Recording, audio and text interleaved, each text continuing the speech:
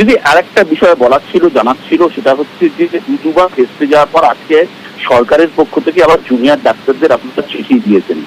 এই চিঠিতে আপনি কি আশা করছেন যে এই আশাবাদী যে এই মিটিংটা হবে এবং সমস্যার সমাধান হবে?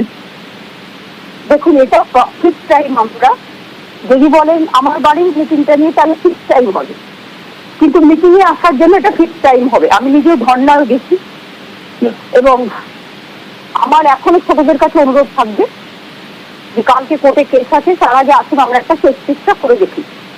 তাতে ছাত্র সমাজেরও, তাতে জুনিয়র ডাক্তারদেরও লাভ হবে এবং শান্তি ফিরে আসবে।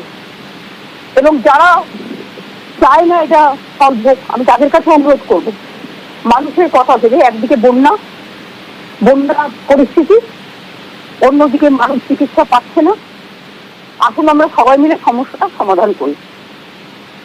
সমস্যার সমাধান করার জন্য চেষ্টা করা উচিত। চেষ্টা করতে কোনো ত্রুটি আমরা রাখবো না। মানে আপনি মনে করছেন আলোচনার টেবিলে বসলে নিশ্চিতভাবেই সমস্যার জট কেটে যাবে? দেখুন, সবসময় তো সবটা হয় না, বাট কিছুটা নিশ্চয়ই হয়। এবং আমরা তো ওদের ব্যাপারে কনসার্ন, সুতরাং এটা নয় যে ওরা এক টাইপের কনসার্ন। আমরা চাই তিলোত্তমার বিচারও হোক এবং সাথে সাথে ডাক্তাররাও তাদের সুস্থ স্বাভাবিক পরিবেশে কাজে ফিরুক। সুতরাং তাদের কথা শোনার জন্য আমি তৈরি আছি।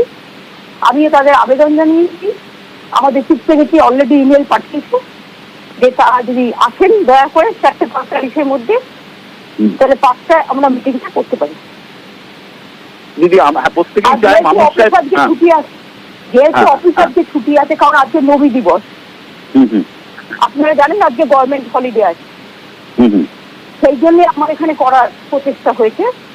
কারণ সরকারি অফিস ছুটি থাকলে সেখানে কেউ থাকে না, সবাই ছুটিতে যায়। মানে এখন যদিও কেউ ছুটিতে নেই, সবাই বন্যার কাজে ব্যস্ত, এমার্জেন্সি ওয়ার্কে ব্যস্ত। তা সত্ত্বেও আমি মনে করি যে আমার বাড়িতেও আমি যখন থাকি, এটাও গভর্নমেন্ট অফিস হয়ে যায়। একদমই তাই। কারণ এই দুর্যোগপূর্ণ পরিস্থিতিতে ডাক্তাররা নিজেরাও বসে আছেন অবস্থান মঞ্চে, আপনিও গিয়েছেন তাদের সাথে কথা বলতে, আবেদন করেছেন। আপনার অনেকটাই আশাবাদী, আপনার মুখে শুনতে পাচ্ছি যে এবার আজকের মিটিং হয়তো জট অনেকটাই হবে। হ্যাঁ, দুপক্ষের চেষ্টা থাকলেই হবে। এটা কোনো কিছু ওয়ান সাইডেড হয় না, শুধু বোথ সাইডেড। একদমই একদমই। অনেক অনেক ধন্যবাদ দিদি আমাদের সঙ্গে থাকার জন্য, অনেক ধন্যবাদ। থ্যাংক ইউ, আপনাদের ধন্যবাদ। বিশেষ করে বন্যাক্লিষ্ট অঞ্চলে আপনাদের গ্রামে গ্রামে আপনাদের টিভিটা ভালো পৌঁছায়, মানুষকে বার্তা দিন সরকার তাদের পাশে আছে, আমরা তাদের বিপদে যে কোনো রকম সাহায্য করতে প্রস্তুত। অনেক ধন্যবাদ, অনেক ধন্যবাদ। Thank you.